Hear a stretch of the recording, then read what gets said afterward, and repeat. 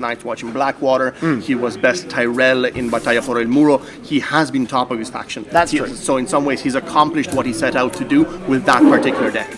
But now he's got to feel that Night's Watch is a strong deck today. Night's Watch coming into this tournament was one of the favourite fractions, and it hasn't been. So there has to be somewhere in his mind that this could be a tournament that he could actually win. Rose Road, and Sam is back. Not the cards he wanted to see at this point. And this could also have weighed in on Petter's decision that he wants him to have dead draws. Killing a unique character is certainly making the odds of a dead draw a lot higher. But the Old Forest Hunter is so fantastic in that reduce, reuse, recycle situation. So it's not no actually dead cards. It's not actually a dead card. Yeah, you're right. And we're seeing almost infinite money coming down on both sides here. I think unusually rich for what the setup is. And I think with how few cards Petter has, for him, the next turning point we're likely to see in this game is would have been him not drawing the right card. But now with that's a big thing hitting the table. And we've already seen the King's Road get discarded earlier in this game, so that's something. This is he's got the econ down now. Now, that's got to. It also creates some serious dangers from the We Do Not Souls yet to come. Yeah, because it will be so much easier to push it through. But if you end up with Petter potentially burning down the wall with Euron, that's something that will completely transform this game. It will actually make it a non-competition. But so far it is very tight. It looks like 7 about 8 against 8 power. Even now, Petter has caught up a power, and he's not behind at all, really. The board states, well, obviously Petter has so much stronger characters, but they are hampered by these attachments. So I'd say that the board states are,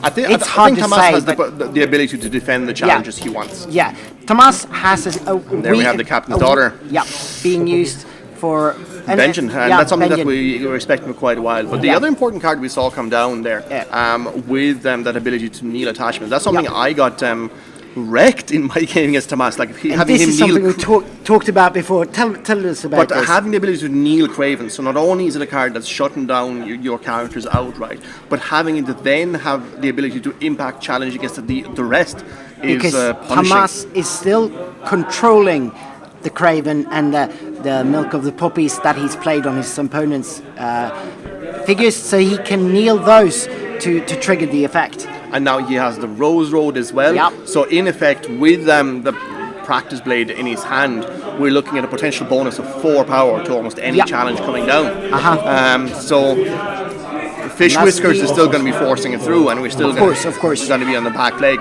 Yep. But in terms of sheer comparison, it's becoming quite tough.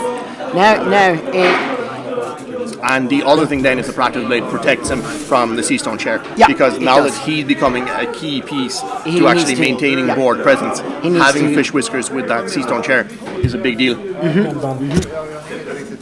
So now we've got the acceleration coming in from the Greyjoy, and with the Renown on the board already, with the Winter Festival, this is likely to be the penultimate turn. It should be. And Petter, he can't make a mistake here now. He needs to be careful and really do the math here. If he makes any mistakes, if he miss the extra bonuses that Tomas can put on his strength, he'll.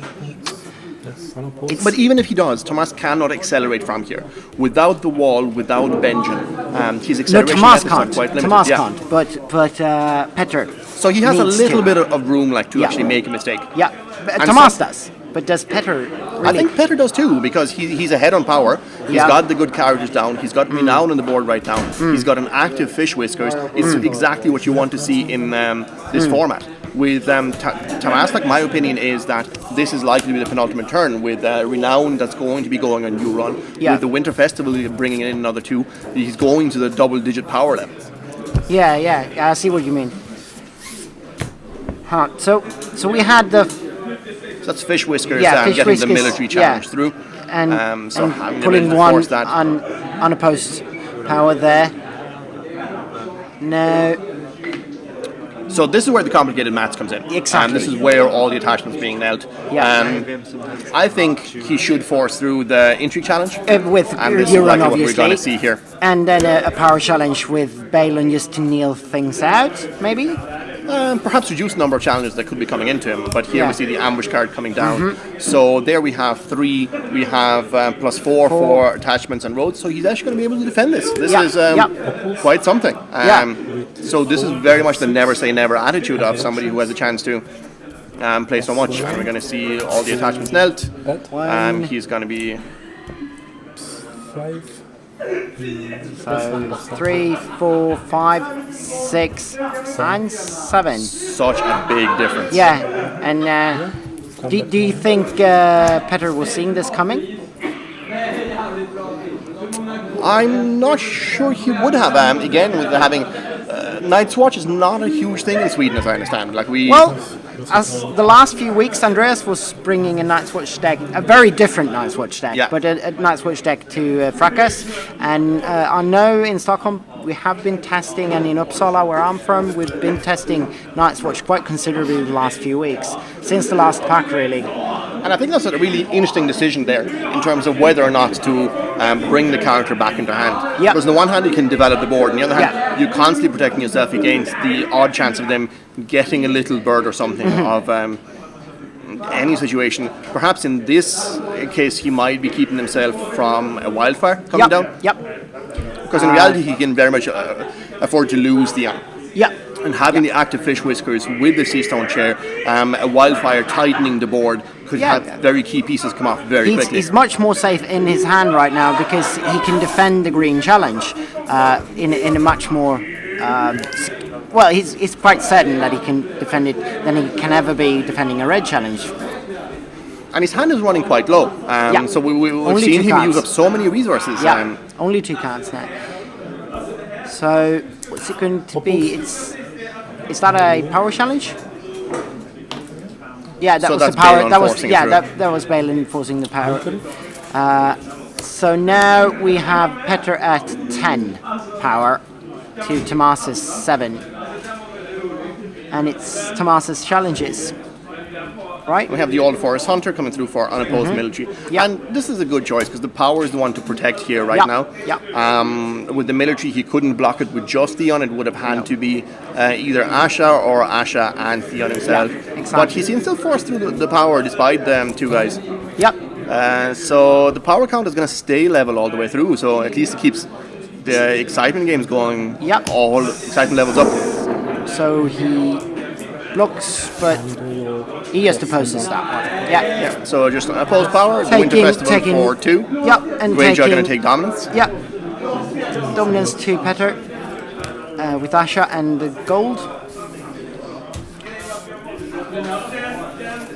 So that puts the Greyjoy at 13. Greyjoy is at 13. So what plot do you think we'll see now from Petter? Realistically, whatever he has with the highest initiative, you drop it now. As long as it's winter, you go for what do we have? So calling the banners or wildfire. So no winter options for fish whiskers this turn. That's pity. Do you go for wild? Would you go for wildfire though? It's higher initiative, but it will hurt his board a bit.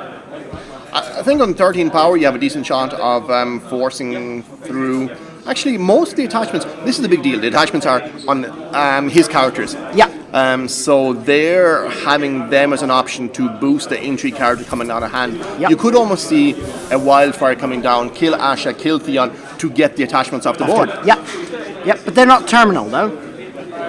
Craven is. Oh, yeah, right, it is.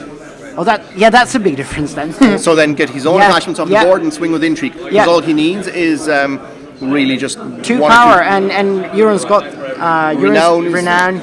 Getting close. Yep. But I think the other option there, like calling the banners, he could just try and buy dominance, and I think this is where he's going.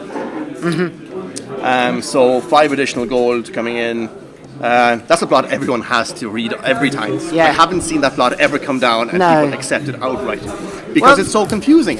You have a situation where you don't necessarily lose it, but you can easily leave yourself in that situation. If you've got Long Claw on the table on the opposite side, you can still very easily lose it, even though you can never win. Yeah, yeah.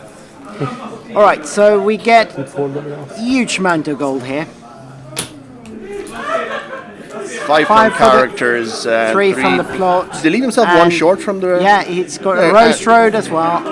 And there it is. Down. Yeah. So, and he hasn't actually been able to pull any economy or actually But that was anything overdue. Realistically, Yeah. he's been top decking for the last few turns, and U-Run came down as an incredibly relevant card. So this kind of turn was coming in for a while. Yeah, yeah. And the Watcher on the Walls. Interesting.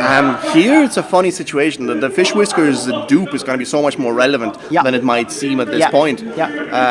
Reducing his options of actually being able to swing through is a very big deal. Benyon is hitting the board here for all the gold. Attempting to hit the board once again.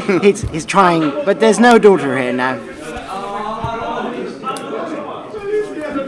Well, he's going back and forth on this.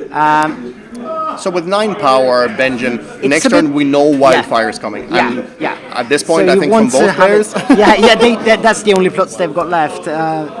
Now. So the 2 power is coming. Like he could potentially be going to 11, but can he get much power this turn himself?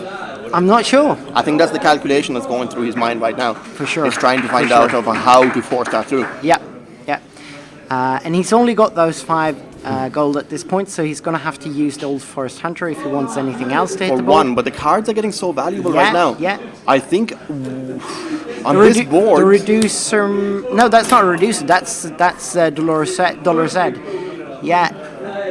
It is a tough place to be in. Yeah. He still has the reducer. He can still drop Benjamin for everything, and then have the option to watch her on the walls if the board state allows it. Yeah.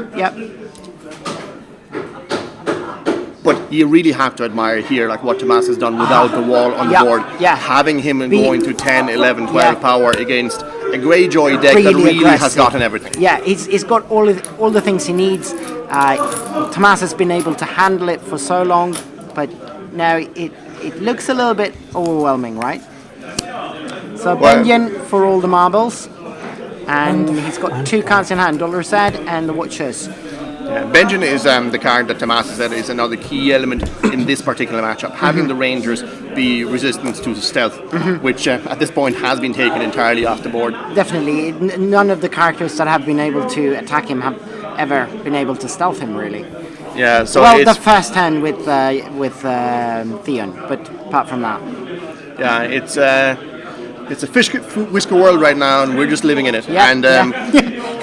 This is where the gold is going to be really relevant, because he's effectively just buying dominance. Yeah. So he could just swing for intrigue as we have it now, which can still be defended. Although with the Knelt out, he cannot win it. He can't. Is that a mistake? Will that cost him now? That's 6, and he can get Dolores Ed in for irrelevant. 3. He cannot win it because he's got the Night's Watch plot. Yeah, irrelevant. You're right. So that might cost him. Wow. So he can't actually win this turn, can he? Right now, it might be difficult. Interesting.